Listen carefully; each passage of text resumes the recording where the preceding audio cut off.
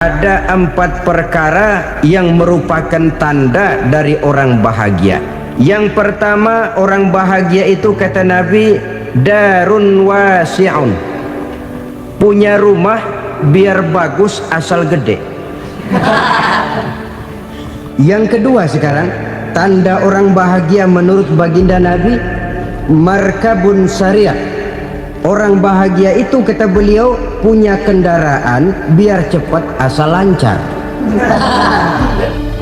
Yang ketiga sekarang, tanda orang bahagia itu menurut Nabi, misbahun mudhi'un, punya lampu yang terang. Apa artinya senyum sejenak kalau harus ditebus dengan tangis seumur hidup? Biarlah kita minum jamu, pahit memang, getir memang, tapi kan besok badan sehat. Daripada sekarang minum sirup, manis memang, enak memang, tapi bibir pada jontor besok. Sirawan, batuk, nggak karu-karuan. Banyak orang tertipu oleh kesenangan yang sebentar. Padahal laisa kullu ma yalma'u zahaban. Belum tentu semua yang berkilat itu emas. Belum tentu semua yang gemerlap itu intan. Karena itu, marilah manfaatkan kesempatan yang diberikan Allah ini untuk mengumpulkan kebajikan yang sebanyak-banyaknya. Yang terakhir, yang keempat, tanda orang bahagia kata Nabi, zaujatun salihah. Orang bahagia itu tanda yang keempat kata Nabi, punya istri biar cakep asal taat. Sudah surga itu, sudah cakep taat. Istri kayak gitu kalau belum mati jangan dikuburin dulu itu. Bapak-bapak, ibu-ibu, saudara-saudara kaum muslimin rahimakumullah. Murai di dahan dan koko ayam di kandang. Dunia ini penuh dengan berbagai macam kesibukan. Sejak dari petani yang turun ke ladang, pedagang yang berangkat ke pasar, pelajar yang menuju sekolah, sampai kepada pegawai yang berangkat ke kantor, seluruhnya tidak lain untuk mencari sesuatu yang bernama bahagia. Setiap orang menginginkan kebahagiaan, dan tidak seorang pun menginginkan kesengsaraan dalam kehidupan ini. Namun nyatanya tidak setiap orang yang ingin bahagia mengetahui jalan yang harus ditempuhnya untuk sampai kepada kebahagiaan itu. Maka pada kesempatan pertemuan kali ini, saya ingin menyampaikan sebuah hadis dari junjungan kita baginda Nabi besar Muhammad sallallahu alaihi wasallam yang termuat dalam kitab Mukhtarul Ahadits An-Nabawiyah, di mana beliau bersabda, arba'un min sa'adatil mar'i. Ada 4 perkara yang merupakan tanda dari orang bahagia. Saya mau tanya, di antara saudara-saudara yang hadir di sini, apa ada yang kepengen jadi orang sengsara? Seluruhnya tentu ingin mendapatkan kebahagiaan. Maka menurut resep dari Nabi kita, tanda orang bahagia itu 4. Jadi kalau saudara ingin bahagia, harus mempunyai 4 perkara ini. Yang pertama, orang bahagia itu kata Nabi, darun wasi'un, punya rumah biar bagus asal gede. Enak ngaturnya, daripada sudah punya rumah kecil adanya di pinggir kali, gubuk, kalau hujan bocor, miring lagi, kiamat. Loh, kalau gitu Islam materialis dong. Hadis ini boleh diartikan dengan makna hakiki, arti yang sebenarnya, boleh diartikan dengan makna majazi, arti kiasan. Kalau dia diartikan dengan arti kias, maka yang dimaksud darun wasi'un ay qalbun wasi'un, rumah yang luas tidak lain daripada hati yang lapang. Karena di situ kunci kebahagiaan yang sebenarnya. Walaupun kita cuma tinggal di petak berukuran 2 kali 3 meter, kalau hati kita luas rasanya rumah itu. Tapi biar rumah kita halamannya saja puluhan ribu hektar, ada kolam renangnya, kamar tidurnya tidak lagi terhitung. Kalau hati yang menempati rumah itu sempit, maka akan terasa sempit jugalah rumah itu. Tempat bergantungnya tidak lain adalah hati. Marilah kita mencoba melihat berbagai pandangan orang tentang bahagia ini. Ada orang menyangka bahwa bahagia itu kalau dia mendapatkan harta yang sebanyak-banyaknya. Siapa yang banyak harta, dialah raja. Apa yang dia mau, seluruhnya bisa dibeli. Keamanannya, dia bisa menyewa petugas. Seluruh fasilitas untuk menyenangkan kehidupannya bisa dibeli. Pendeknya, hartalah segala-galanya dalam kehidupan. Sampai ada pepatah mengatakan, innad darahima fil amakini kulliha taksur rijala mahabatan wa jalala. Sesungguhnya harta, dinar, dirham, uang di mana-mana selalu bikin hebat orang yang memilikinya. Coba lihat, orang yang punya duit sama yang enggak punya duit, jangan gaya hidupnya, gaya jalannya aja lain. Wahia lisanun liman arada fasahatan, wahia silahun liman arada qitala. Uang adalah senjata yang paling ampuh bagi orang yang mau pergi perang, dan lidah yang paling fasih bagi orang yang mau bicara. Kalau bicara dengan lidah macet, cobalah bicara dengan harta, lancar. Sampai ada pepatah demikian, segalanya bisa diatur dengan harta. Maka di kalangan orang yang berpandangan semacam itu, seluruh kegiatan hidupnya hanya terfokus kepada bagaimana mengumpulkan harta yang sebanyak-banyaknya. Tidak peduli halal haram, tidak kenal sore pagi siang dan malam, tidak sempat sujud, jauh dari agama, jauh dari kehidupan yang bersifat ruhaniyah, jauh dari Allah dan sebagainya. Sampai dalam Al-Quran dikelompokkan dalam kelompok yang dinamakan lumazah. Allazi jama'a malahu wa'addadah yahsabu anna malahu akhladah. Mereka mengumpulkan harta sebanyak-banyaknya dan menyangka bahwa harta yang banyak itu dapat mengekalkan hidupnya, mengekalkan kekayaannya, mengekalkan kebahagiaannya. Saudara hadirin yang berbahagia, kalau pandangan hidup ini benar, artinya kalau harta memang merupakan satu-satunya hal yang dapat membuat orang bahagia, tentu di rumah mewah tidak akan pernah ada tangis derita.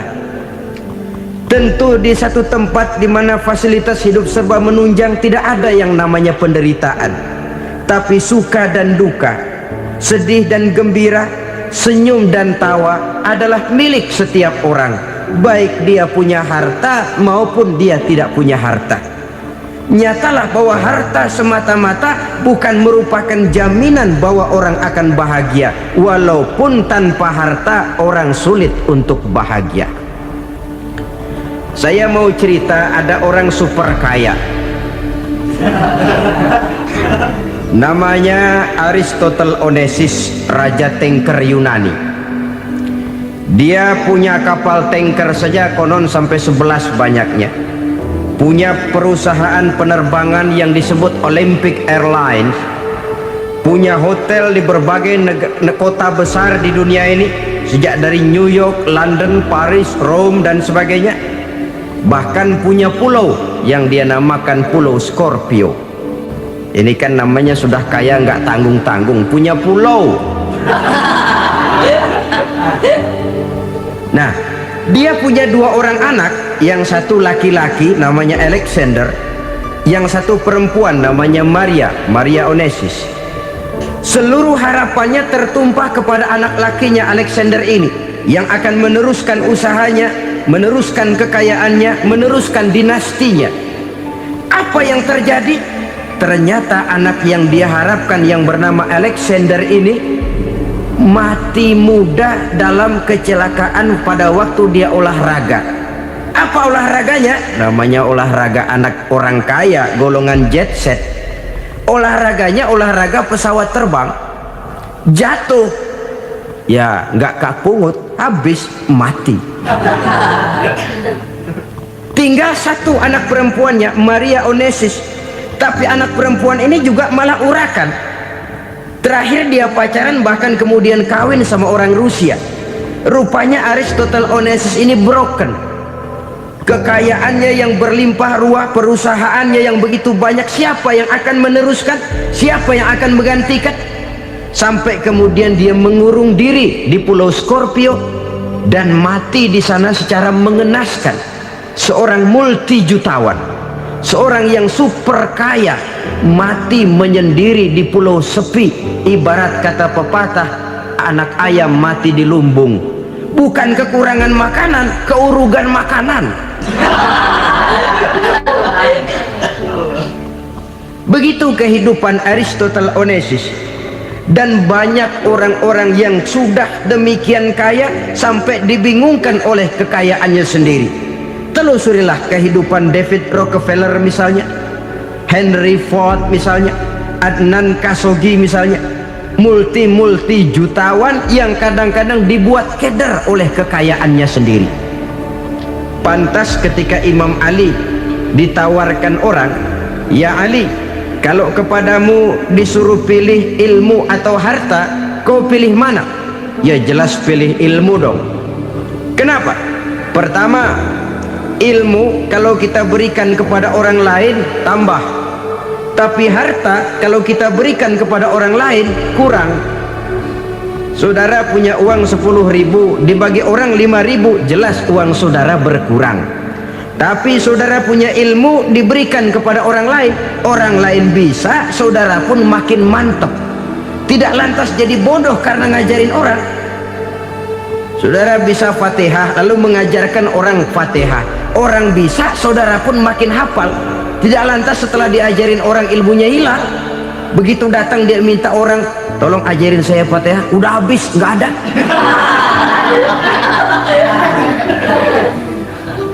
Yang kedua kata Imam Ali, ilmu menjaga kita. Kalau harta, kita yang harus jaga. Makin banyak ilmu, makin terpelihara diri seharusnya. Tetapi makin banyak harta, makin bingung kita jaganya. Sampai kadang-kadang kalau perlu seluruh keliling rumah dipasangi alarm. Belum cukup disewakan anjing besar-besar, pasang di depan pintu, awas anjing galak.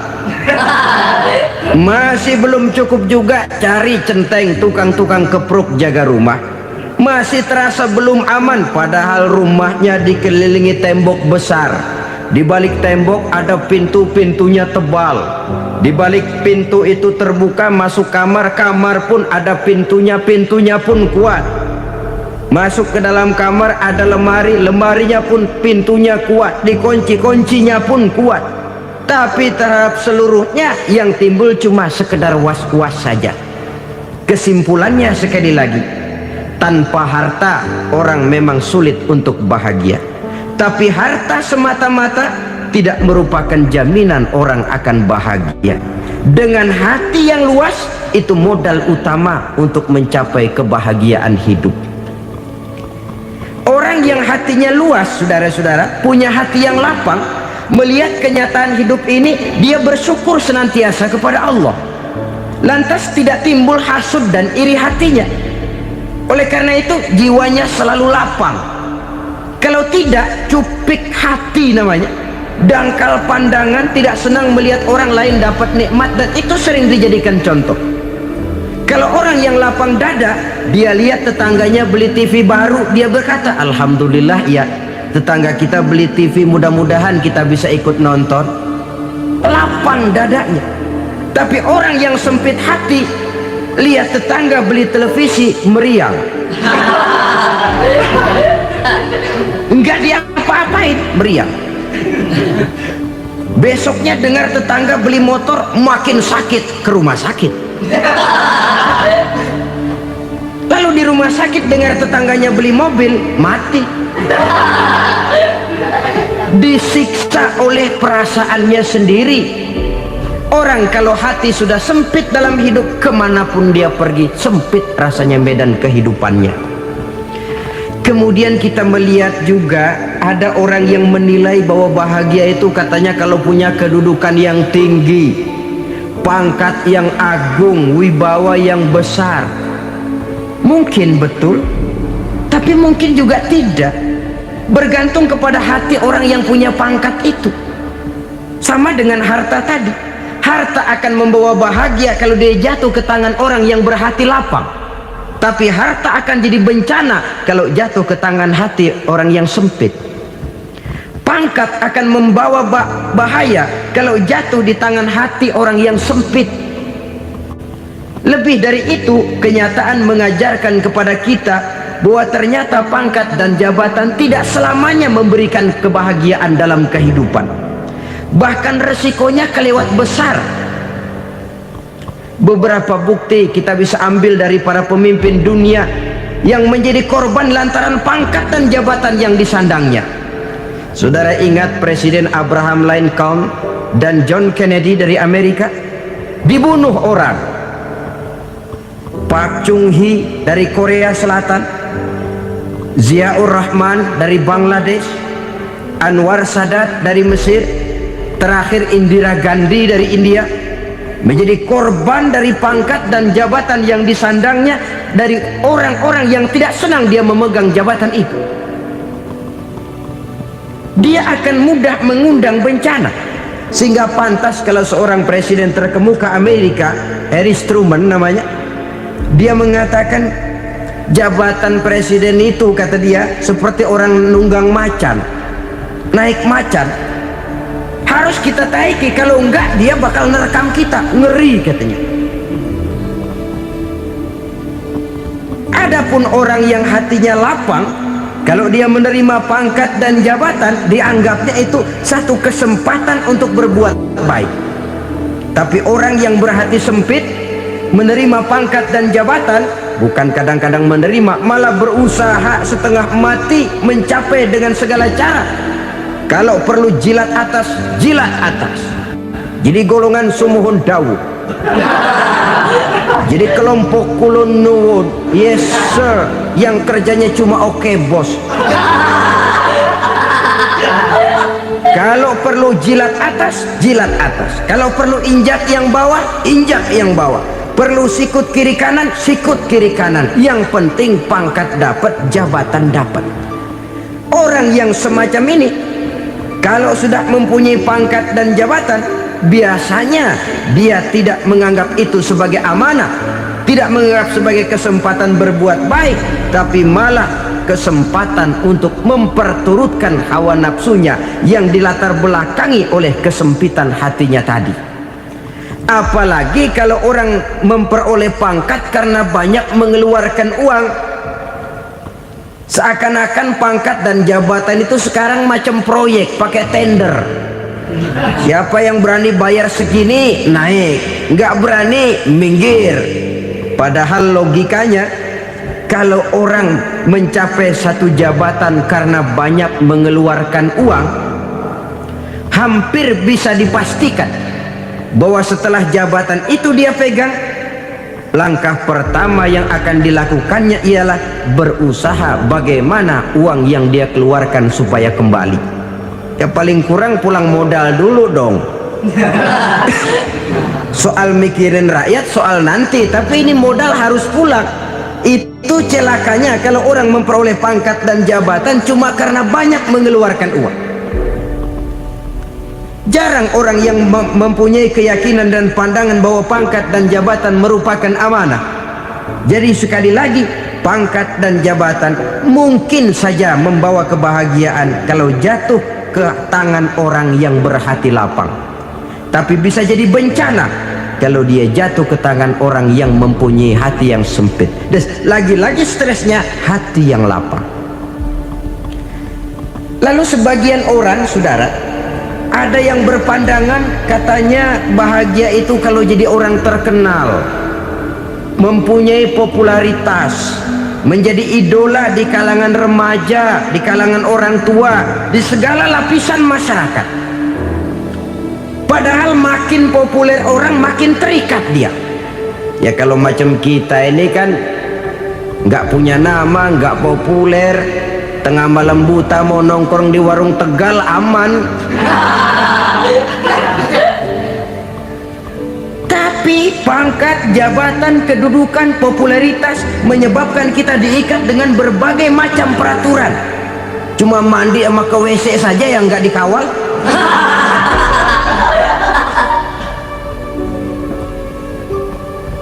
Benarkah popularitas, ketenaran membawa kebahagiaan?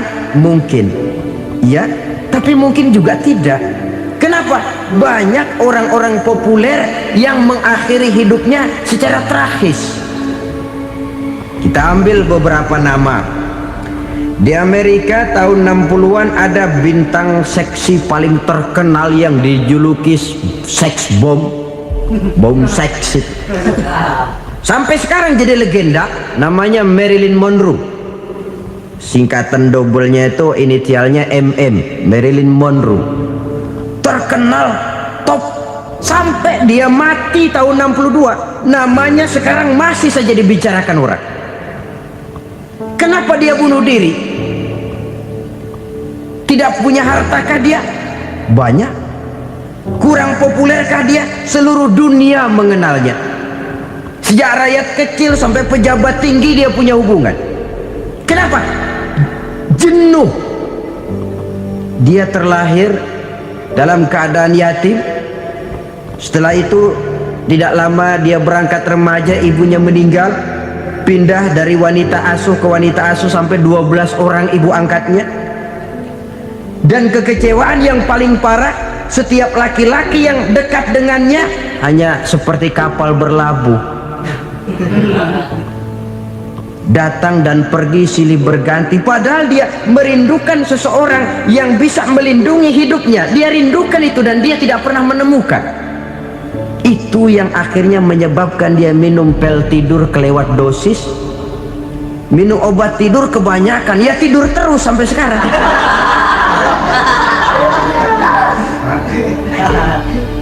Dia mengakui, saya telah memiliki ketenaran, tapi saya tidak pernah hidup dalam ketenaran itu. Saya pandai main sandiwara, tapi saya ingin hidup dalam alam yang real sebagaimana umumnya orang. Itu yang dia rindukan. Menyusul jejak yang namanya Marilyn Monroe ini, Billie Holiday, saudara kenal tentu, di rumah sakit dirawat. Dia juga minum obat overdosis, mati lagi. Jimi Hendrix minum obat tidur overdosis kelewat batas, mati lagi. Lalu yang menghanyutkan diri di danau, Janis Joplin dan Brian Jones. Ini orang-orang populer, orang-orang terkemuka yang mengakhiri hidup secara tragis, bukan karena tidak terkenal, mungkin karena sudah saking terkenalnya. Contoh paling belakangan, Bruce Lee. Wah, ini tukang-tukang keprok tentu kenal siapa dia. Sampai sekarang pun tabir kematiannya masih merupakan misteri. Dan yang masih hidup juga menunjukkan gejala yang aneh. Michael Jackson, rumahnya di Beverly Hills itu dijaga sedemikian rupa, dan dia selalu curiga kepada setiap makanan harus steril, bersih dari segala macam kimia. Kemana dia pergi, itu tukang-tukang keprok sudah selalu menjaga dan mengawal, dan dia seakan takut menunjukkan mukanya yang asli. Hingga kalau tampil ke tengah di luar show, dia kadang memakai pakaian yang tidak menunjukkan dia yang sebenarnya, takut dikenali orang.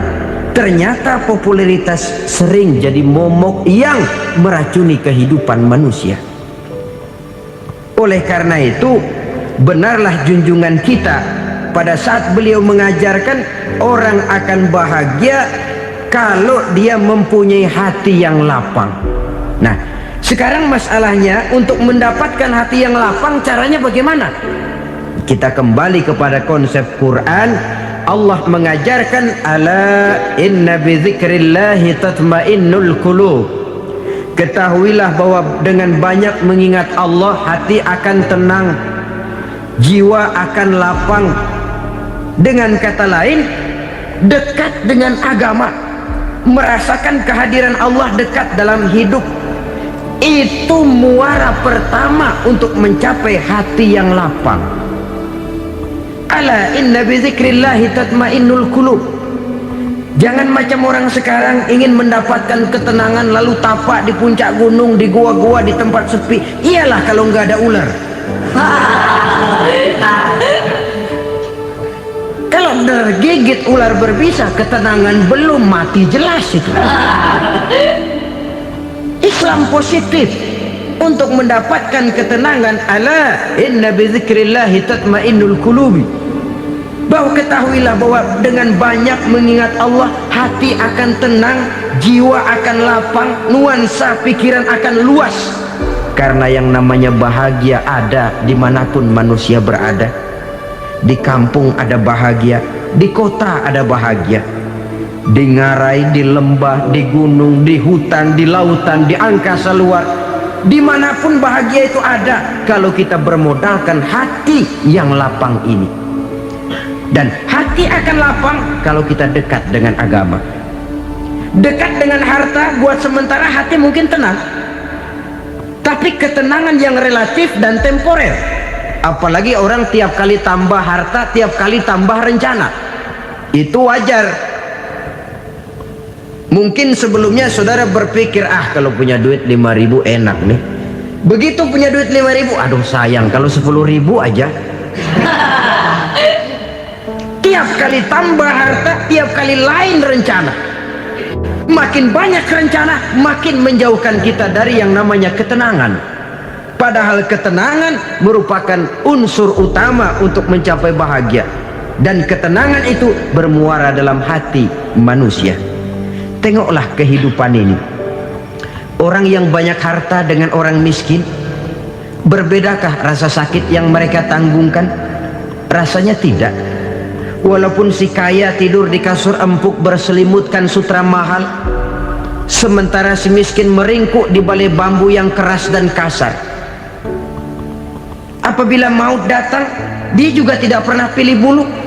Maut datang menjemput si kaya di singgasana keemasannya, dikelilingi oleh para pengasuh, dayang dan idang serta para pengawal. Dan maupun datang menjemput si miskin papa sehingga ia tergelepar di tepian jalan. Kedua-duanya bernama mati. Kalau nyata bahwa sakit yang ditanggung si kaya tidak beda dengan sakit yang ditanggung si miskin, bukan harta semata yang membuat orang bahagia. Hati yang tenang, jiwa yang lapang penuh kedamaian karena banyak berzikir dan mengingat Allah, itu merupakan modal utama untuk mencapai sesuatu yang bernama bahagia.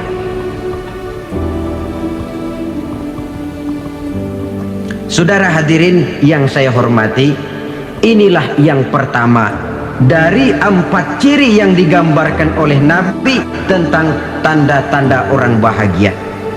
Dan harus berangkat dari yang pertama ini, hati yang lapang. Ini yang harus kita miliki lebih dahulu, baru nanti akan menyusul kepada poin yang ketiga, kedua dan selanjutnya. Sebab kalau hati sudah terisi dengan jiwa yang lapang, seluruh persoalan insya Allah akan bisa kita atasi dengan sebagaimana mestinya. Yang kedua sekarang, tanda orang bahagia menurut baginda Nabi, markabun syariah. Orang bahagia itu, kata beliau, punya kendaraan biar cepat asal lancar. Artinya kemana dia mau pergi mudah. Apa maksud hadis ini? Kalau kita kaji lebih dalam, kendaraan itu kan alat transportasi. Transportasi tidak lain adalah usaha memudahkan komunikasi. Pindah dari situ kepada teori bahwa manusia adalah zon politik, makhluk bermasyarakat yang tidak bisa memenuhi kebutuhan hidupnya secara sendirian. Kita memerlukan keberadaan orang lain dalam kehidupan ini. Untuk memakai baju saja kita sudah perlukan petani yang tanam kapas, pabrik yang memintal kapas jadi benang, pabrik yang menenun benang jadi kain, sampai kepada mesin jahit, sampai kepada tukang jahit. Itu cuma untuk memakai pakaian saja. Tidak seorang pun di antara kita yang sanggup memenuhi kebutuhan hidupnya secara sendiri. Kita perlu orang lain. Maka kebebasan dalam arti mutlak, kebebasan tanpa batas, itu tidak mungkin ada dalam kehidupan. Karena kita mengadakan yang disebut interaksi sosial. Setiap kegiatan kita tentu melibatkan orang lain. Menurut kita barangkali kita bebas jalan di jalan raya semaunya, tapi orang lain berkendaraan pun merasa bahwa ini ada juga jalan haknya, dan begitu selanjutnya. Oleh karena itu, maksud dari kendaraan yang cepat ini adalah khulata'uhu ma'as solihin. Lingkungan pergaulannya terdiri dari orang-orang soleh. Pergaulannya luas. Kemana dia pergi ada temannya. Kesulitannya ada tempat dia cerita. Dan kesulitan kalau sudah diceritakan kepada orang lain, taruh kata orang itu tidak bisa menolong, namun menceritakannya kepada orang yang kita percayai, kan paling kurang sudah mengurangi beban jiwa, mengurangi tanggungan batin, merasa masih ada tempat kita cerita. Maka lebih baik orang awam yang mau bergaul ketimbang orang setengah alim tapi ngunci pintu. Sebab nantinya akan timbul sikap picik, cupik pandangan, dan tidak luas menghadapi kenyataan dalam kehidupan ini. Namun yang harus kita garis bawahi, pergaulan memang mesti luas. Namun jangan sekali-kali lupa bahwa pergaulan sangat besar pengaruhnya dalam ikut membentuk kepribadian manusia. Sehari-hari bisa kita bilang, kalau kita dekat sama tukang minyak wangi, sekalipun nggak dibagi minyaknya, baunya tentu dapat. Betul? Tapi dekat sama tukang elas, walaupun nggak kena apinya, asapnya mesti kena. Kalau Syauqi mengatakan lebih jelas lagi, man asyaral asyrafa asya musyarrafan wa muasyiral anzali ghairu musyarrafin.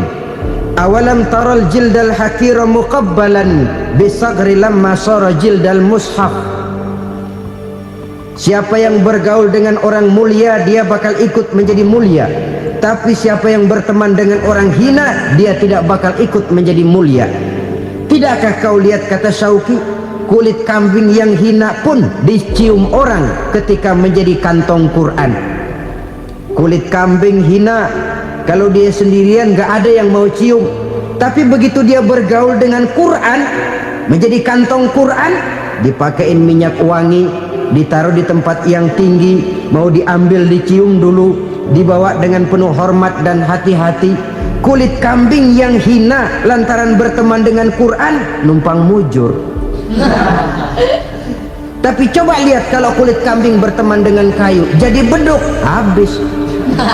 Zohor dikemplang, asar dipukul. Itu pun sedikit saja, cuma salah milih teman. Yang temennya Quran dihormati orang, yang temennya kayu lantaran jadi beduk, gelap-gelap subuh orang udah kemplangnya.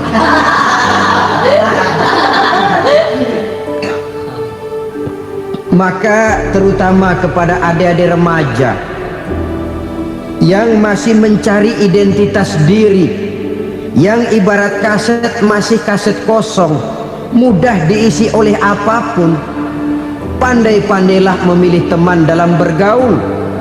Karena banyak orang yang tadinya baik-baik, ketika terseret dalam pergaulan dengan orang yang tidak baik, kebaikannya menjadi lentur dan luntur. Tapi berapa banyak bajingan-bajingan tengik, orang-orang yang berlumur noda dan dosa, tiap hari melakukan maksiat, namun bergaul dengan orang yang baik-baik, pada akhirnya sedikit demi sedikit beringsut dan berangsur dia terbiasa mengikuti kebaikan-kebaikan. Saya tekankan ini kepada remaja karena mereka masih mencari identitas diri. Apa yang mereka lihat mereka mau, apa yang mereka dengar mereka ingin tahu. Coba lihat kehidupan remaja.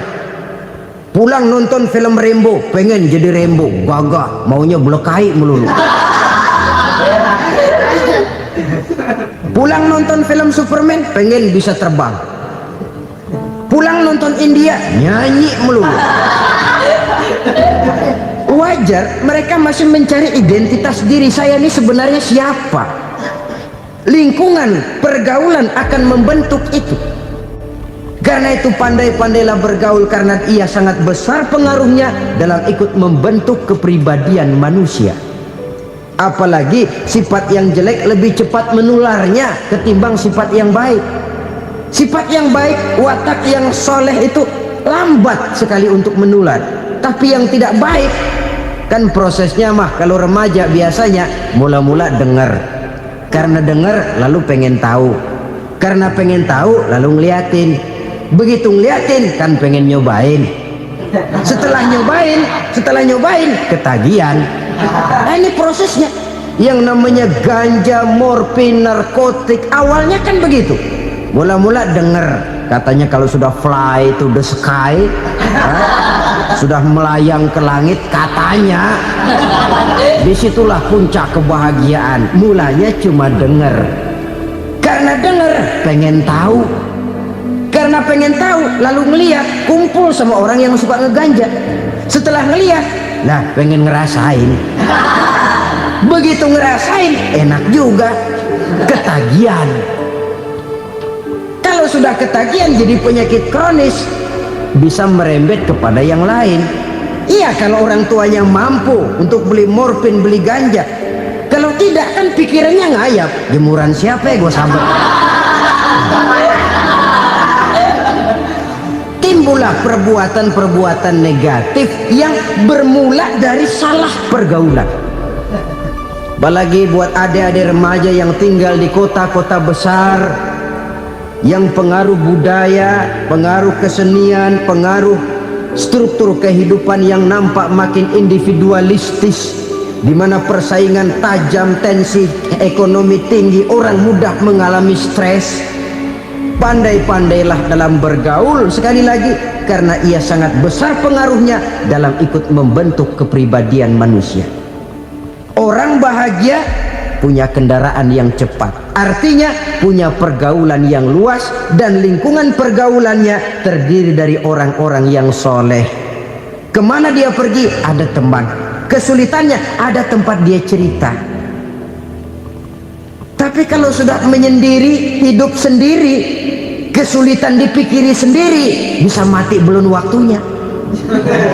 Tidak ada tempat berbagi rasa, tidak ada tempat bercerita, tidak ada tempat mengurangi beban dalam kehidupan. Pantas betul kalau Islam sangat menggalakkan dan menganjurkan orang kalau sudah sampai waktunya itu untuk melangsungkan nikah. Kata Nabi, ya ma'syaras syabab man istata'a minkumul ba'at falyatazawwaj. Hai para pemuda, kalau sudah mampu memberi nafkah, kawinlah, nikahlah kamu. Kenapa? Sudah ada teman hidup, tempat berbagi rasa. Kesulitan kalau ada tempat cerita akan lebih ringan ketimbang kita telan sendiri, walaupun bobot kesulitannya sama beratnya. Saudara-saudara kaum muslimin rahimakumullah, inilah ciri yang kedua, punya kendaraan biar cepat asal lancar. Kemana kita mau pergi gampang. Dengan kata lain, setelah hati yang luas, pergaulan yang luas. Dua. Yang ketiga sekarang, tanda orang bahagia itu menurut Nabi, misbahun mudhi'un, punya lampu yang terang. Oh, itu enggak problem. Sekarang sudah zamannya listrik masuk desa, Pak. Lampu sudah terang semua. Betul, kalau itu yang dimaksud. Tapi tidak cuma itu. Karena lampu yang dimaksud di sini, lampu yang akan menerangi seluruh perjalanan hidup. Dan perjalanan hidup itu sudah dimulai sejak kita terlahir ke alam ini sampai masuk ke alam barzah, kumpul di padang mahsyar sampai ke akhirat. Lampu yang menerangi itu yang diperlukan. Kalau lampu, katakanlah yang paling top sekarang kan lampu jenis Mercury. Taruhlah itu di rumah kita, dia cuma menerangi rumah kita, menerangi hati pun tidak sanggup. Bila kita masuk ke alam barzah, alam kubur, sanggupkah si Merkuri yang begitu terang menerangi alam barzah kita? Tidak sanggup lagi. Sanggupkah lampu yang ratusan watt bahkan puluhan ribu watt menerangi kehidupan di padang mahsyar? Tidak akan sanggup lagi. Kalau demikian, yang dimaksud lampu yang terang di sini apa? Tidak lain amal soleh, kebajikan yang kita lakukan dalam hidup. Itu yang akan jadi lampu penerang. Di dunia nama kita akan terang. Jasad kita boleh hancur terkubur tanah, tapi nama kita akan dikenang orang. Begitulah kalau orang meninggalkan kebajikan dalam hidup seperti sekarang. Ribuan orang tiap saat berziarah ke kubur Imam Syafi'i, ke kubur Imam Malik, ke kubur Imam Ghazali, ke kubur orang yang baik-baik, orang yang soleh-soleh. Kebajikannya yang ditinggalkan, yang mengukir namanya dengan tinta emas, sehingga saudara sudah terbaring di alam kubur. Orang lewat, Allah, ini kuburannya Fulan bin Fulan, dulu ini kebaikannya Masya Allah, saya ikut merasakan. Mari kita mampir sebentar, kita Fatihah, mohon disampaikan Allah pahalanya kepada almarhum. Al-Fatihah. Itu kalau orang baik-baik. Lalu saudara tanya, Pak, orang mati dikirimin Fatihah apa nyampe pahalanya? Saya jawab, kalau saudara nggak percaya, mati dulu dah. Nanti saya Fatihain, tungguin di sana, umpama nggak sampai balik lagi kemari. Sekarang ini kan maunya otak-otakan saja, kalau nggak masuk otak nggak percaya. Padahal alam gaib itu nggak bisa diotak-otakin. Sama saja dengan saudara pernah dengar cerita kapal tanpa emas tenggelam kan? Pernah nggak? Di mana? Ya, di laut Masalembo. Begitu ke Tampo Mas tenggelam, ratusan penumpang itu terjun ke laut, dipermainkan gelombang, berjuang menghadapi maut itu. Orang lagi timbul tenggelam di lautan, dihantam ombak, kita tengokin pakai helikopter. Pak, lagi timbul tenggelam ya? Iya, tolongin. Jangan khawatir Pak, nih saya kirim intan Pak, harganya 10 juta. Kira-kira orang yang timbul tenggelam di laut seneng nggak? Tidak. Kan mahal toh intan 10 juta. Kenapa dia nggak senang? Karena intan 10 juta dalam kondisi seperti itu tidak sanggup menyelamatkan dia. Dia akan girang kalau dikirimin ban mobil bekas, dikirimin papan terentang atau bambu. Intan yang 10 juta dia nggak girang, ban mobil bekas yang 1000 perak tuh pegang, itu yang dia girang betul. Inilah sebabnya Nabi berkata, mal mayyitu fi qabrihi illa kal ghariqil mutaghawwis. Orang yang meninggal di alam kuburnya seperti orang timbul tenggelam di lautan. Yantaziru da'watan min ahli, menunggu doa dari keluarganya yang masih hidup. Duh, bapak saya sudah meninggal, saya sayang benar sama dia. Kirimin kulkas ke kuburannya Itu sama saja dengan tadi orang tenggelam di lautan dikirimi intan yang harganya 10 juta, ndak sampai. Begitulah kalau kebajikan yang kita tinggalkan dalam hidup, sudah mati pun kubur kita masih diziarahi orang. Tapi kalau jahat yang kita tinggalkan, boro-boro lah orang mau doa lewat dekat kuburan kita juga serem. Tuh bajingan no, dulu mati dipendem di situ tuh. Jangan lewat situ, ntar kesurupan, jangan. Lewat saja orang ngeri. Konon lagi membacakan Fatihah dan mengirimkan doa. Hidup pada hakikatnya adalah kesempatan untuk berbuat baik. Maka sekali kesempatan itu diberikan, manfaatkan dengan sebaiknya. Sebab kesempatan kedua tidak akan pernah ada. Kesempatan berbuat baik di sini, di akhirat sudah pembalasan namanya. Sekali kesempatan itu dicabut, dia tidak akan pernah dikembalikan lagi. Kata Iqbal, hidup tidak mundur ke belakang, Bung. Berhenti diinjak orang, mundur hancur. Tidak ada kata mundur dalam hidup ini. Berhenti diinjak orang, mundur kecebur. Tidak ada kata lain. Harus maju dalam kehidupan, dalam artian yang positif. Hidup adalah kesempatan untuk mengumpulkan kebajikan yang sebanyak-banyaknya. Di situ nilai daripada manusia. Sekarang ini memang nggak kelihatan kok, orang yang banyak pahala sama yang banyak dosa nggak kelihatan kok. Barangkali kalau habis bikin dosa palanya pada benjol, mungkin orang takut sama dosa. Tapi sekarang sama saja, orang yang banyak dosa dengan yang nggak banyak dosa jalan bareng dari belakang, sama, nggak kelihatan beda. Tapi ada waktunya di mana pahala memegang peranan, di mana dosa diperlihatkan. Sama saja kalau kita bawa mobil siang, lampu kan nggak begitu berfungsi. Apa lalu bilang, alah ini lampu berat-beratin, copot-copotin aja dah. Tidak perlu begitu. Kenapa? Pada suatu saat malam senja akan datang.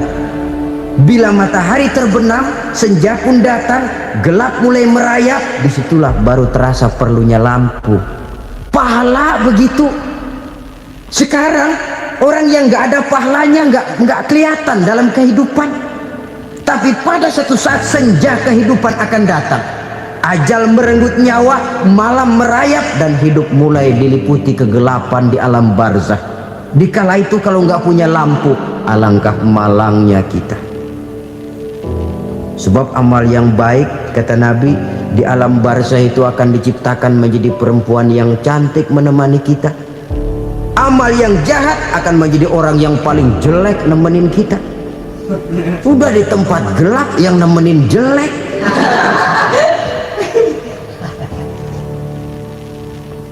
Kaum muslimin rahimakumullah,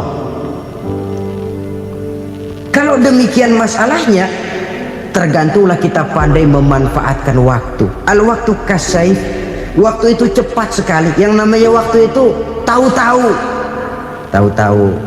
udah tahun 87, tahu-tahu udah begitu, tahu-tahu yang kemarin anak-anak sekarang udah pada punya anak. Tahu-tahu saja itu. Begitu cepat waktu berlalu. Kalau tidaklah pandai kita memanfaatkannya, akan rugi kita. Nabi bersabda, man kana yaumuhu khairun min amsihi fahuwa rabih. Barang siapa yang hari ini lebih baik daripada hari kemarin, itu orang untung.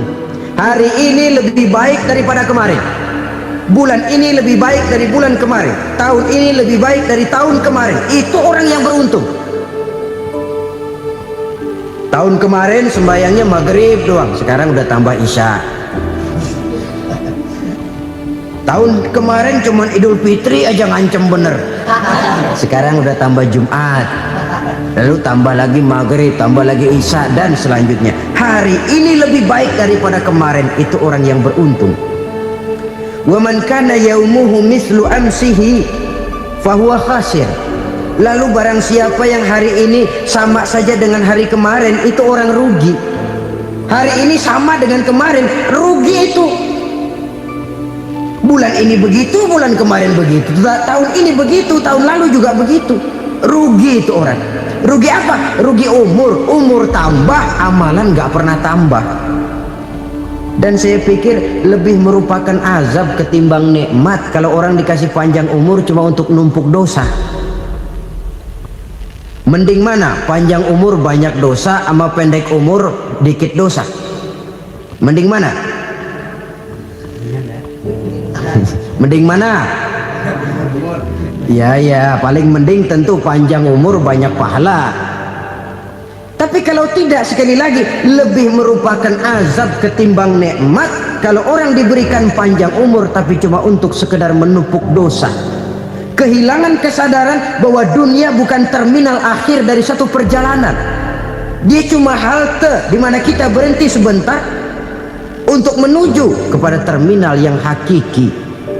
Saudara-saudara kaum muslimin rahimakumullah, inilah lampu yang akan menerangi kehidupan. Amal yang kita lakukan di dalam kehidupan. Jadi yang dimaksud dengan lampu yang terang, kebajikan yang kita kerjakan dalam hidup. Nah, setiap orang di awal tadi saya bilang ingin bahagia. Bahagia itu kan hakikatnya kumpulan senang dan selamat. Senang, selamat. Apa bedanya? Senang tapi tidak selamat, nggak bahagia. Selamat tapi nggak senang, nggak bahagia orang. Contoh, kalau orang korupsi, duitnya banyak, senang dia, tapi keselamatannya. Ada tentara baris di samping rumahnya udah bingung, padahal tentara latihan. Tentara cuma latihan, dia bingung. Senang, tapi karena keselamatannya tidak terjamin, dia tidak bahagia. Sebaliknya pegawai negeri jujur benar, cuma segaji-gajinya, selamat nggak korupsi, tapi melarat, ya nggak bahagia juga, kurang senang. Kesenangan dan keselamatan untuk dunia saja, ya sekali lagi, kalau cuma sekedar untuk dunia saja, bisa dibeli pakai uang, bisa dibeli pakai uang. Saudara ingin selamat, bisa dibeli pakai uang. Saudara ingin senang, bisa dibeli dengan uang. Tapi setelah mati, masuk ke alam barzah, habis kekuasaan uang. Nggak bisa lagi beli keselamatan pakai uang, tidak mungkin lagi membeli kesenangan dengan uang. Di situ pahala yang megang peranan. Makin banyak pahala, makin banyak saham untuk membeli kesenangan dan keselamatan, untuk memperoleh yang namanya bahagia. Dan jangan lupa loh, di alam barzah kita nggak sebentar, menunggu datangnya kiamat. Loh iya, kalau kita begitu dikuburin terus kiamat datang, untung. Tapi kalau masih harus 1000, 2000, puluhan ribu tahun yang akan datang, dalam satu penantian yang begitu lama, tanpa saham untuk memperoleh kebahagiaan, satu kemalangan yang tidak ada pernah putus-putusnya. Janganlah tergelincir oleh kebahagiaan sebentar yang menipu dengan mengorbankan kebahagiaan hakiki yang berjangka panjang. Apa artinya senyum sejenak kalau harus ditebus dengan tangis seumur hidup? Biarlah kita minum jamu, pahit memang, getir memang, tapi kan besok badan sehat. Daripada sekarang minum sirup, manis memang, enak memang, tapi bibir pada jontor besok. Sirawan, batuk, nggak karu-karuan. Banyak orang tertipu oleh kesenangan yang sebentar, padahal laisa kullu ma yalma'u zahaban. Belum tentu semua yang berkilat itu emas, belum tentu semua yang gemerlap itu intan. Karena itu, marilah manfaatkan kesempatan yang diberikan Allah ini untuk mengumpulkan kebajikan yang sebanyak-banyaknya. Yang terakhir sekarang, yang keempat, tanda orang bahagia kata Nabi, zaujatun salihah. Orang bahagia itu tanda yang keempat kata Nabi, punya istri biar cakep asal taat. Udah surga itu, sudah cakep taat. Istri kayak gitu, kalau belum mati jangan dikuburin dulu. Sudah cakep taat lagi, tapi kadang-kadang enggak, udah jelek ngadat melulu. Apa yang mau dipilih? Sebab itu Quran mengatakan istri pakaian untuk suami, suami pakaian untuk istri. Kenapa suami istri diibaratkan pakaian? Alangkah tingginya gaya bahasa Quran ini. Suami istri teman hidup, hidup perjalanan panjang. Sejak kita dalam rahim sudah ada hidup kan di sini. Sampai ke alam dunia, masuk ke alam barzah, kumpul di padang mahsyar, sampai menuju akhirat, itu perjalanan hidup. Carilah istri atau suami teman hidup yang membawa manfaat tidak hanya kehidupan di dunia ini, sampai di alam barzah, sampai di padang mahsyar. Suaminya mungkin meninggal lebih dulu, atau istrinya mungkin meninggal lebih dulu, tapi suami atau istri yang masih hidup berbuat kebajikan. Suami saya meninggal, ada hartanya, saya sedekahkan, niat pahala untuk almarhum suami saya. Ini teman hidup, tidak dibatasi dan tidak bisa dipisahkan oleh maut sekalipun. Zohirnya mungkin pisah, badannya mungkin pisah, tapi hatinya, jiwanya, kebersamaannya dalam menghadapi kehidupan. Karena itu, saudara-saudara, bahasa Quran indah. Suami istri diibaratkan seperti pakaian. Apa fungsi pakaian? Pertama, pakaian jadi kebanggaan. Artinya suami harus menjadi kebanggaan istri, istri harus jadi kebanggaan suami. Yang kedua, pakaian itu kan fungsinya menutup aurat.